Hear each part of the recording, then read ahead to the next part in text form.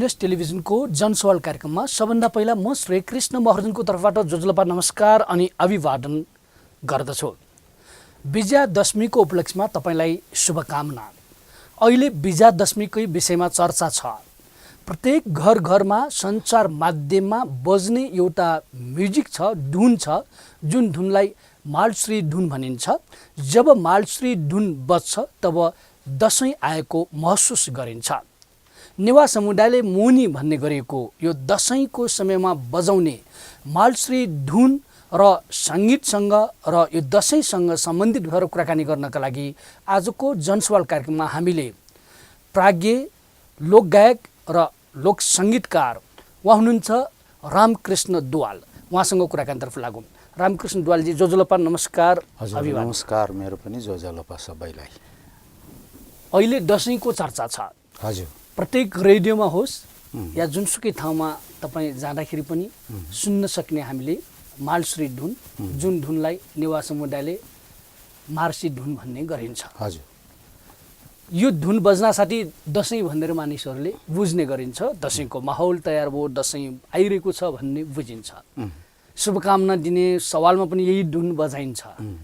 वास्तवमा यो धुन जुन चाहिँ मालश्री अर्थात् मार्सी धुन हो, यो धुन कसरी विकास भएको हो, यो के हो, यसको मौलिकता पक्षको विषयमा बताइदिनुहोस् न। अब यो धुनको सन्दर्भलाई कुरा गर्दाखेरि पहिलो नम्बरमा त यो धुन मैले अझ पनि भन्छु, भोलि पनि भन्छु, पर्सि पनि भन्नै पर्छ, यो हाम्रो नेपालको आफ्नै माटोबाट उब्जिएको मौलिक धुन हो। यो कसैले मेरो धुन भनेर भन्दा पनि होइन। तर यो धुन कसरी बन्यो त भनेपछि आजभन्दा 2.5 लाख 3 लाख वर्ष अगाडि यो पोखरी थियो। तर यहाँ बिस्तारै अन्य ठाउँबाट आएर मानिसहरू बसोबास गर्न आए। त्यहाँ धेरै जनजातिहरू आए विभिन्न कोषबाट। तर तिनीहरूले आफ्नै हिसाबले यहाँको माटो सुहाउँदो, समय सुहाउँदो र यो कुरालाई चाहिँ नि अलिकति चिन्तन मनन गरेर झन्डै झन्डै त्यो बनाएको चाहिँ नि धुन हो। अब यो धुन कहिले बन्यो, कसरी बन्यो भन्ने कुराहरूको त अब अझै पनि सोधखोज गर्न त बाँकी नै छ। तर पनि उपत्यकाभित्र 3 लाख वर्ष अगाडिदेखि जब पानी सुक्दै गएर बसोबास गर्न सक्ने अवस्था भइसकेपछि उनीहरू आफू बस्नको लागि, आफ्नो वातावरणलाई, आफ्नो हरेक कुरोलाई चाहिँ नि गर्नको लागि बनाइएको धुन हो यो। यसको अर्थ चाहिँ काठमाडौँ उपत्यकामा विकास भएको, यहाँ बसेका मानिसहरू, आदिवासी नेवा समुदायले विकास गरेको धुन नै यो मालश्री धुन, मार्सी धुन हो भन्दाखेरि केही फरक पर्दैन। यो आफ्नै मौलिकता भएकै धुन हो। दसैँ विश्वमा छँदै छैन नि। दसैँ त अरू ठाउँमा पनि मनाइन्छ, भारतमा पनि मनाइन्छ। उहाँहरूले बजाउने धुन र हाम्रो धुनमा के भिन्नता के छ? उहाँहरूले पनि यही धुन बजाउनुहुन्छ कि अर्कै हो कि के हो? होइन, उहाँहरूले बजाउने धुन भनेको भारतका भातखण्डे शास्त्रीय सङ्गीतभित्र चाहिँ बसेर उहाँहरूले आफ्नो किसिमको धुन चाहिँ बजाउने गर्छन्। तर हाम्रो यतातिर त्यहाँको धुन नआएर, हुन त अब सिमरौनगढबाट यहाँ चाहिँ नि भगवतीलाई ल्याइयो, भवानीलाई ल्याइयो, हरसिंहदेवले नै ल्याइयो भन्ने चाहिँ छ। त्यो होइन भन्न चाहिँ अब सबैको विश्वास पनि छ। तर यहाँ आइसकेपछि त्यो धुनको मौलिकतालाई हामीले यसरी बनाऊ भनेर चाहिँ नि त्यो बनाइएको यो हो। त्यसैले यो भातखण्डे शास्त्रीय सङ्गीतभित्रको नभएर नितान्त नेवारभित्र यहाँ बसोबास गर्ने नेवारहरूको एउटा आफ्नै विभिन्न, यसलाई चाहिँ उत्थित भन्छ कि त्यो। यो उत्थित भनेको के हो भनेदेखि सबै सुन्यो अनि हाम्रो पनि गर्नुपर्छ भन्ने त्यसमा सुरहरू बनाइयो, तालहरू बनाइयो र त्यसको नृत्याङ्गन, हावभाव, कटाक्ष बनाइयो। त्यसरी नै चाहिँ नि पूजाआजामा समेत प्रयोग गरियो। यो धुन जुन चाहिँ मालश्री धुन अर्थात् मार्सी धुन छ, रसको हिसाबले भन्दाखेरि यसले कस्तो रस देखाउँछ त? के चिज चाहिँ सङ्केत गर्छ? मानिसहरूले कसरी त्यो फिलिङ गर्छ, बुझ्ने गरिन्छ त? खासै यो धुन हाम्रो नवरस मध्येमा यो वीररसमा पर्छ। अनि वीररसका धुनहरूले यति हुन्छ कि त्यो वीररस भनेको अलिकति भयानक रस त होइन, यो अलि त्योभन्दा पनि अलग्गै खालको त 2-3टा अरू रौद्र रस, भयानक रस सबै मिसाएर चाहिँ एउटा वीररसमा युद्धको सङ्केत गर्ने रस हो यो। यसले चाहिँ युद्धको अर्थात् चाहिँ वीरता चाहिँ देखाउने रस चाहिँ देखाउँछ, यसले चाहिँ सङ्केत गर्छ। यो बाजा सँगसँगै पनि बजाइन्छ। अहिले पछिल्लो समयमा त विभिन्न पश्चिमेली बाजाहरूमा पनि बजाउन थालेका छन्। गिटारदेखि लिएर तपाईँको पूर्वीय बाजा, तबलादेखि लिएर नेवार समुदायले खी बाजादेखि लिएर अहिले आएर विभिन्न बाजाहरू, सुर बाजा, ताल बाजा मिलाएर मिक्स गरेर बजाउने प्रत्येक टेलिभिजनमा, प्रत्येक तपाईँ रेडियोमा सुन्न सकिने अवस्था छ। योसँग धुनसँग बाजा जोडिएर हेर्दाखेरि यो के बाजा कसरी विकास भएर आयो, यो विषयमा बताइदिनुहोस् न। यो कस्तो छ भने, एक नम्बरमा त यो धुन कुनै मनोरञ्जनको लागि बनाएको धुन होइन, यो आत्मरञ्जनको लागि बनाएको धुन हो। एउटा निश्चित कुरालाई चाहिने उजागर गर्नको लागि, उद्बोध गर्नको लागि, उद्घोषित गर्नको लागि बनाइएको हुनाले त्यो सुन्दा सुन्दा सुन्दा सुन्दा यसको एउटा रसात्मक अभिव्यक्तिले मान्छेको हृदय जित्न सक्यो। त्यही हृदय जितेको बापतमा आफूले जानेको बाजाहरू उनीहरूले पनि त्यही ठाउँमा प्रयोग गरे। तर यसको मूल बाजा भनेकै खासै भन्ने हो भनेदेखि यो एउटा आह्वान हो, यो एउटा चाहिने उद्घोष हो। त्यो उद्घोष र आह्वान लाई चाहिँ लिएर गर्दाखेरि यसमा डमरू बजाएर गरिन्छ, यसमा डुन्डुबी बजाएर गरिन्छ र अनि पछि आएर चाहिँ नि सबैले ओहो यो त यति राम्रो धुन मैले पनि गर्न पाए हुन्छ भनेर अनि त्यो आत्मरञ्जनको ठाउँमा चाहिने अनि मनोरञ्जनको लागि पनि आफै चाहिने यो उत्थित भएर आएका सङ्गीत हुन्। त्यसैले यसको खासै बाजा भनेको चाहिँ नि पहिलादेखि यसको मूल बाजा भनेको डमरू र डुन्डुबी नै हुन्। डमरू भन्दाखेरि त सबैले बुझ्ने भयो। डमरू चाहिँ यो मुहनी अर्थात् यो दसैँको समयमा अझ बढी चर्चामा आउने महादेवसँग जोडिएको बाजा भन्ने ताल बाजाको रूपमा बुझिन्छ। डुन्डुबी भनेको कस्तो बाजा? डुन्डुबी भनेको चाहिँ नि मैले अघि पनि भने नि ठुलो आवाज ल्याउन सक्ने अनि अहिलेको सानो सानो त्यसको चाहिँ नि अब ठुलो नगडा जस्तै नै हो त्यो बाजा। त्यो पनि ताल बाजा नै हो? त्यो तालै बाजा हो, यो छालासँगै भएको छ। अचेल सायद त्यस्तो खालको अर्ना नै पाइँदैन होला, त्यत्रो ठुलो बाजा बजाउने खालको जिउ भएको छाला भएको अर्ना सायद पाउँदैन होला। अब कि त जोडेर बनाउँदाखेरि यसको आवाज आउँदैन। अब त्यति बेला धेरै थिए होला र त्यसैबाट चाहिँ नि उनीहरूले आह्वानको लागि बनाइएका हुन्। अहिले पनि नभएको होइन, सुदूर पश्चिमतिर गयो भने महाराजी नगरा भन्छन्, 13-14वटा सानोदेखि ठुलो बजाइहाल्छन्। तर यो बाजा चाहिँ एउटै मात्र बजाउँछ, तर एकदमै भयावह स्थितिको चाहिँ एउटा आवाजहरूलाई चाहिँ नि यसले समायोजन गर्छन्। यसको अर्थ चाहिँ तपाईँले लिनुभएको दुईटै बाजा, डुम्डुबी बाजा र डमरू बाजा दुवै चाहिँ ताल बाजासँग जोडिएको, छालासँग जोडिएको बाजा भयो। यसमा सुर बाजा पनि चाहिन्छ। सुरको हिसाबले के हो त, अहिले त पछिल्लो समयमा तपाईँको गिटारदेखि लिएर विभिन्न बाजाहरू सारेङ्गे पनि बजाउने गरिन्छ। त्यति मात्रै होइन, यो भायोलिन बजाउने सबै हरेक चिज बाजा बजाउने गरिन्छ। पहिले कसरी विकास भयो? कुन बाजासँग यो सुर बाजा यो धुनमा जोडिएको थियो त? पहिला यो धुनसँग जोडिएको बाजा भनेको नेपालमै आउँदाखेरि यो बाजा एउटा यो सुर बाजामा पिउजा भन्ने थियो, त्यसपछिको बय भन्ने थियो। त्यही बय भनेको बाँसबाट बनिएको फुक्ने बाजा भयो। अनि अर्को यो पिउजा भन्ने चाहिँ नि यही नसाहरूलाई चाहिँ नि तार जस्तै तन्काएर बनाएर चाहिँ नि रेट्ने बाजा हो। त्यही त तीनटा सिम्फोनिक त्यहाँ सम्मिलित थियो। अनि अर्को कुरो त्यसमा अर्को पनि थप कुरो के छ भनेदेखि हामी इन्द्रबाजा भन्छौँ नि, हो दसैँको बेलामा इन्द्रबाजा चाहिँ अनिवार्य रूपमा चाहिँ नि बजाउने हाम्रो परम्परा छ। अहिले त्यो बाजा बजाउने नै नभइसकेपछि त धेरै गाह्रो पर्यो। कहीँ बजिएला, कहीँ बजिया छैन, तर पनि त्यो पनि एउटा फुक्ने बाजा मध्येमा जसलाई चाहिँ हामी इन्द्रबाजा कहाँ पनि भन्छौँ। यो जुन चाहिँ बाजा बजाउने ताल बाजा सुरु बाजासँगै हामी कुरा गरिरहँदाखेरि नेवार समुदायले चाहिँ प्रत्येक आफ्नो टोलको बस्तीमा डाफा बजाउने गरिन्छ। त्यो खी बाजाको तालमा र चाहिँ डाफा बजाउने भन्दाखेरि गाउने पनि गरिन्छ। यसमा शब्द पनि जोडिएका छन् धुन सँगसँगै। यो शब्द कसरी आएको छ त? अहिलेसम्म बनेका शब्दहरू हेर्दाखेरि कसरी शब्दहरू यसमा चाहिँ जोडिएर विकास भयो? पहिला धार्मिक रूपमा सामाजिक रूपमा आएको अहिले नयाँ ढङ्गबाट आएको छ कि कस्तो छ त? अहिले नयाँ नयाँ ढङ्गबाट त अब धेरै गीतहरू मनोरञ्जनात्मक हिसाबले बनिहाल्यो।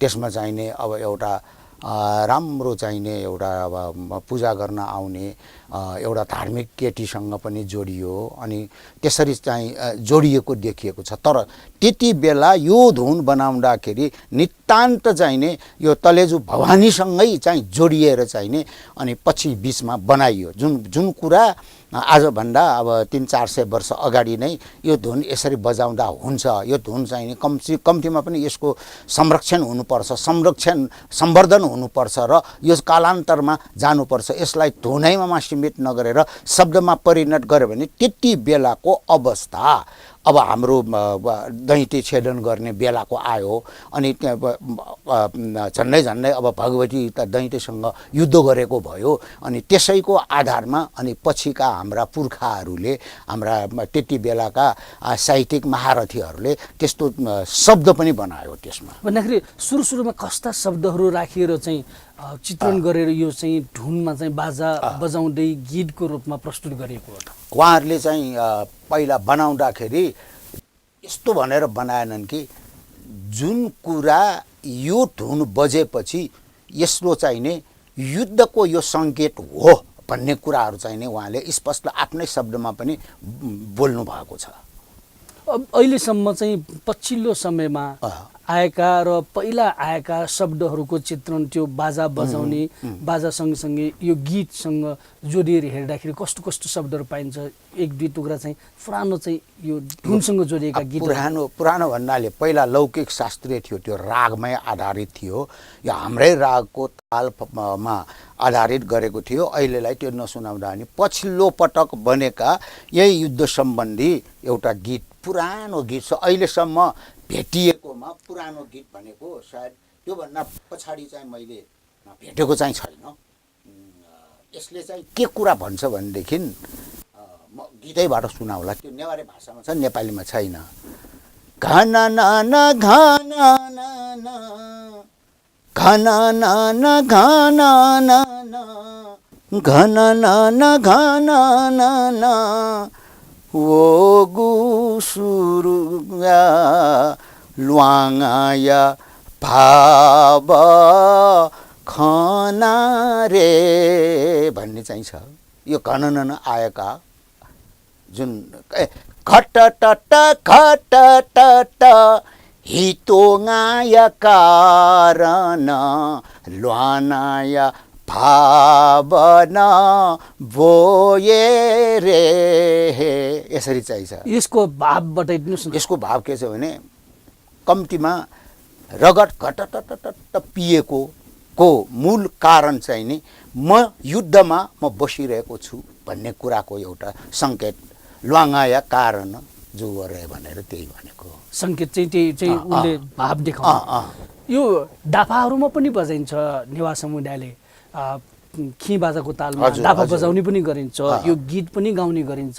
बाँसुरीमा त धुन बजाउने भइहाल्यो, तर गीत पनि गाउने गरिन्छ। कस्ता गीतहरू बढी प्रचलित छन् त? यो विशेष गरेर दसैँको बेलामा गरिने चाहिने यो गीत गाउँदा डाफामा चाहिने भवानीकै गीत भनेर चाहिने जय जय देवी हे दुर्गा भवानी छिगु हे शरण वयारे भनेर गाउँछन्। अनि अहिले यो फरमाइसमा यसरी आउँदाखेरि चाहिने नलस्वान निपुचा देखे जुना वो मेजु भनेर यसरी गाउने गर्छन्। त्यसपछि पनि अब विभिन्न बनाएका छन्। त्यो अब जसलाई जे मन लाग्यो त्यो गाउने गरेका छन्।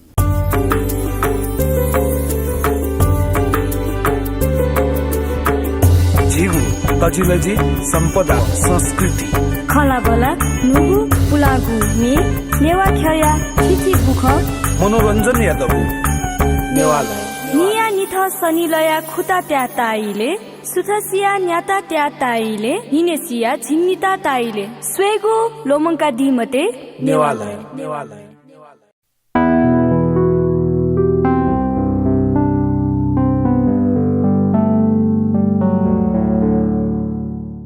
यो धुनसँग जोडिएका गीतहरू भन्दाखेरि डाफामा विभिन्न गीतहरू पनि गाउने गरिन्छ। यो समयमा नै गाउने गीतहरू एउटा दुईटा बताइदिनुहोस् न, यो त गाइदिनुहोस् न। तपाईँ लोकगायक पनि हुनुहुन्छ, हजुर। यो लोकगीत कसरी चाहिँ आइरहेका छन् यो विषयमा पनि अलिकति हाम्रो हेरिराख्नेहरूलाई चाहिँ बताइदिनुहोस् न, सुनाइदिनुहोस् न। यस्तो छ कि यो गीत दसैँ भनेर जुन मोहनी भन्छौँ, सबै रहर खुसीले नै मनाउँछन् र मनाउने नै गर्छन्।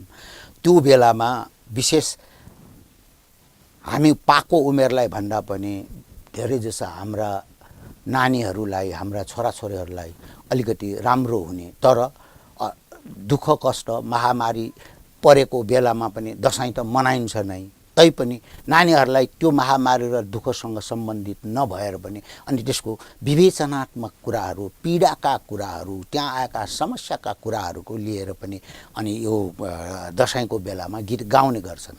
त्यसमा चाहिँ के हो भने अब धेरैले अब बलि चढाउँछन्। बलि चढाउँदाखेरि कम्तीमा पनि कसैले भाले चढाउँछन्, कसैले बोका चढाउँछन्, कसैले चाहिँ नि खसी चढाउँछन्। तर उसले त्यति पनि नभएपछि आफ्नो घरमा भएको एउटा चाहिँ नि त्यो पोथीलाई पनि अब यसरी चढाउनै नै नमिल्ने भइसकेपछि पनि उनीहरूले त खान रोक गर्ने गर्छन्। अनि त्यहीँबाट चाहिँ नि अनि उसले चाहिँ एउटा अब अभिव्यक्त गरेको एउटा दुःखमय गीत हो कि यो। मतलब यसमा काटमार गर्नु पनि नहुने, तर आफ्नो घरमा हँसिया छ, हँसियाले रेटेर भए पनि अनि त्यसलाई चाहिँ नि त्यो सबै फुट्ल्याएर चाहिँ ल यो चाहिँ नि बिरालोले लग्यो भनेर चाहिँ नि हल्ला गरेर त्यसको मासु खाने परम्परा पनि रह्यो। त्यसको एउटा बच्चाको लागि बाउआमाले गरेको एउटा समर्पणको कुराहरू हो यो। चोक चाखा साना चोतन्यङ्क खापा पुया खाभतिएन धका थाल रे कालिका जग दिशोरी मचखाचा तले फले मोनी वला मचखाचा तले फले मोनी वला लसताया ओखे थुखे झुल रे कालिका जग दिशोरी। गीत त लामो छ यो जुन तपाईँले गीत गाउनुभयो, यो अधिकांश गीत गाउँदाखेरि नेपाल भाषामा नेवारीमा रहेको तपाईँले गीत गाउनु भन्दाखेरि नेपाल भाषा नेवारी भाषामा पहिला मात्रै यो गाइन्थ्यो, अहिले पछिल्लो समयमा आएर चाहिँ अरू भाषामा पनि यो चाहिँ यो धुनमा गीत बनाएको हो कि के हो त, यो विषयमा बताइदिनुहोस् न। यो त पछिल्लै बनाएको हो नि त, त्योभन्दा अगाडि त त्यस्तो छँदै थिएन नि। यहाँ चाहिँ खासै गरेर नेवारहरूको मात्रै बस्ती थियो, नेवारहरूले मात्रै आफ्नै किसिमले गरिन्थ्यो। अनि उनीहरूको आफ्नै आफ्नै किसिमले जस्तो त्यो दिनको अब हाम्रो तपाईँलाई डाफा भन्नुभयो भने अब त्यो बेलामा हाम्रो भरका चाहिँ नि बाजा गाजा समेत पनि पूजा आजा भोलिदेखि पूजा आजा गरेर बल्ल उनीहरूले चाहिँ नि दशमीको दिन निकाल्छन् त्यो। अनि त्यसलाई राखेर त्यो छुँदा पनि छुँदैनन्। अनि त्यति बेला त्यो गीत गाएर एकदम राम्रोसँग चाहिँ नि बजाएर अनि त्यहाँबाट चाहिँ नि त्यो दिनको लागि आफूले चाहिँ हाम्रो चालौ कोकाउ भन्छ नि, दशमीको दिनमा चालौ कोकाउ गरेर अनि बाजा गाजा बजाएर चाहिँ नि अनि प्रत्येक ठाउँमा आराध्य देवताहरूको डेटी भन्छ त्यसलाई, आराध्य देवताहरूको ठाउँमा चाहिँ गएर घुमेर चाहिँ नि एक किसिमको क्षमा याचना गर्ने पनि एउटा यो परम्परा हो। यो धुनको कुरा गर्दाखेरि यो धुन बजाइसकेपछि मानिसहरूले कस्तो फिलिङ गर्छ भन्दाखेरि मौसमको हिसाबले, ऋतुको हिसाबले या चाहिँ आफ्नो फिलिङ्स चाहिँ मानिसको भावनामा फिलिङ्स कस्तो हुन्छ?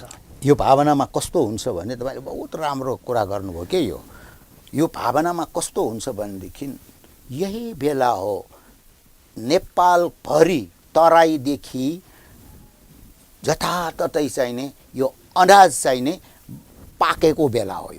यो अनाज अहिले पाकिरहेको छ, धान अस्ति भर्खर मकै पाकिसक्यो।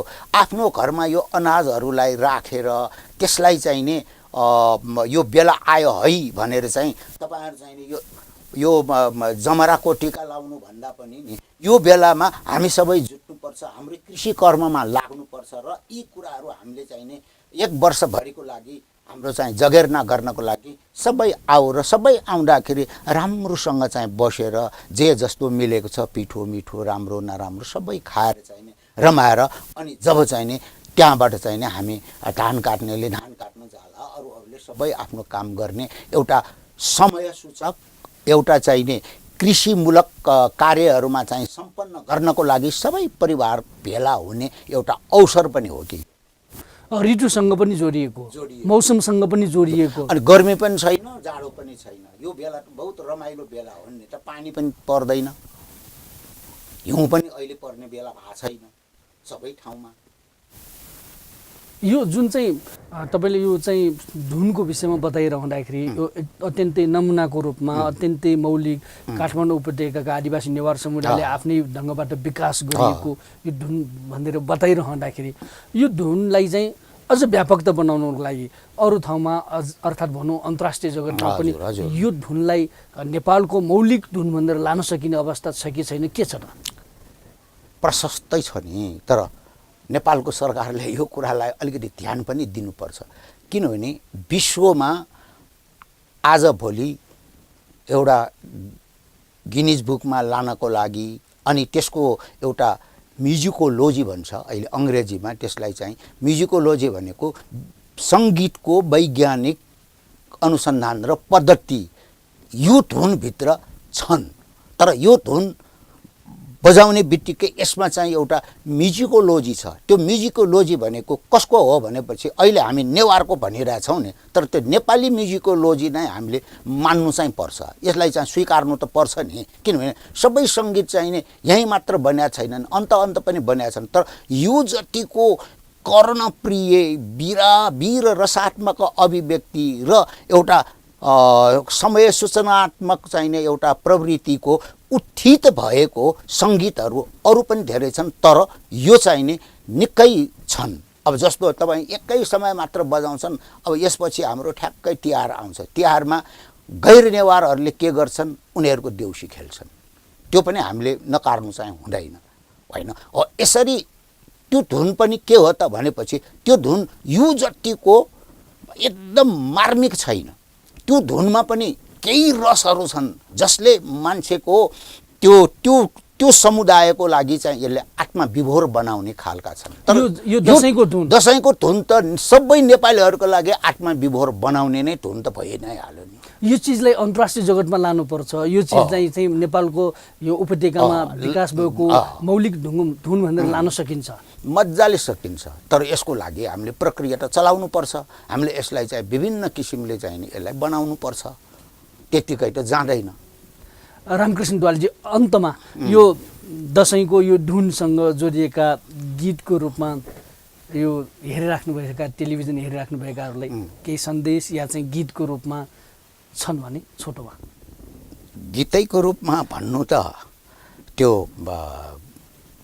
अहिले ऊ चाहिँ होइन, तर मैले अहिले गीतै सुनाउनु भन्दा पनि यो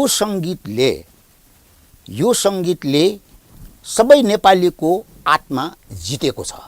अनि सबै नेपालीको आत्मा जितिसकेपछि सबै नेपालीहरूले यो सङ्गीत नेवारको मात्र भनेर चाहिँ नि नलिदिँदाखेरि राम्रो हुन्छ। यसपछि पनि अरू जति पनि हाम्रा यो ऋतुसँग सम्बन्धितहरू, हाम्रो तिथिमितिसँग सम्बन्धितहरू, जात्रा मात्रासँग सम्बन्धित यो सबै कला संस्कृति भनेको यो नेवारको मात्र नभएर हाम्रै हो। जुन कुरो विश्वलाई देखाउन लायकका सङ्गीत नेवार समुदायले बनाएका छन्। नेवार समुदाय भनेको मात्र एक ठाउँबाट आएका होइनन्, उत्तरबाट आएका छन्, दक्षिणबाट आएका छन्, पूर्वबाट आएका छन्, पश्चिमबाट आएका छन्, कहाँबाट आएका छन्, यो नेवार भएको छ। यिनीहरू नै एउटा यस्तो जाति हो, यिनीहरू नै एउटा यस्तो समुदाय, भाषिक समुदाय हो जसले अरूको भन्दा विशेष आफ्नो किसिमको दखल देखाउने चाहिँ प्रयास नेवार समुदायभित्र भएको हुनाले उनीहरूको हरेक क्रियाकलापलाई स्वीकार दियो भनेदेखि हामीले नेपाललाई चाहिँ नि मानेको जस्तो मलाई लाग्छ। रामकृष्ण द्वालजी, तपाईँ आइदिनु भयो, यति धेरै कुरा बताउनुभयो यो धुनको विषयमा, दसैँसँग जोडिएका कुरा। तपाईँलाई धन्यवाद, फेरि भेटौँला, नमस्कार। मेरो पनि नमस्कार सबैलाई। यो विजयादशमीको बेला र अनि अब हाम्रो फेरि तिहारमा नयाँ वर्ष हाम्रो नेवारहरूको आउँदैछ जुन कि आफ्नै मौलिक सम्बन्ध हो त्यो त्यसको पनि शुभकामना धुँदय भिन्तुना सहितको विजयादशमीको शुभकामना। शुभया जोजलप्पा। हस् जोजलप्पा।